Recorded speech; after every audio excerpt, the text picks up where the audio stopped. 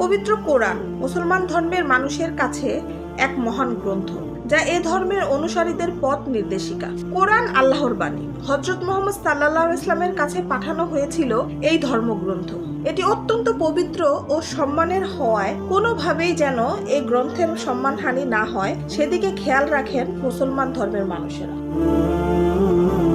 ঘরে কিংবা মসজিদে কোরআনুল কারিমের এমন অনেক পাণ্ডুলিপি থাকে যা পড়া যায় না, দীর্ঘদিন ব্যবহারের অক্ষর ঝাপসা হয়ে যায়, কখনো দেখা যায় কিছু অংশ ছিঁড়ে গেছে বা লেখা মুছে গেছে। এমন পরিস্থিতিতে পুরনো বা ছেঁড়া এসব কোরআন শরীফ কি করতে হবে, এ সম্পর্কে ইসলামের নির্দেশনাই বা কি? এক্ষেত্রে মেরামত অথবা বাইন্ডিং করে ব্যবহার উপযোগী করার চেষ্টা করাই সর্বোত্তম। কখনো দেখা যায় অতি পুরনো ছেঁড়া বা দুর্বল কোরআন মেরামতের অযোগ্য।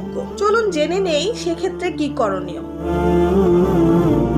1. হাম্বলি ও হানাফি মাযহাব অনুযায়ী মেরামতের অযোগ্য কোরআনকে মৃত মুসলমানের ন্যায় মাটিতে দাফন করতে হবে, তবে তা হতে হবে পবিত্র মাটিতে এবং লোকজন চলাচলের পথে নয়, যাতে মানুষের পায়ে পিষ্ট না হয়। হাম্বলি মাযহাবের ইমাম আল্লামা মনসুর আল বাহুতি রাহমাতুল্লাহি আলাইহির মতে দাফন করার আগে অবশিষ্ট কোরআনকে ছিঁড়ে ফেলতে হবে। আবু আল জাওয়া তার পুরাতন কোরআন মসজিদে দাফন করেছেন।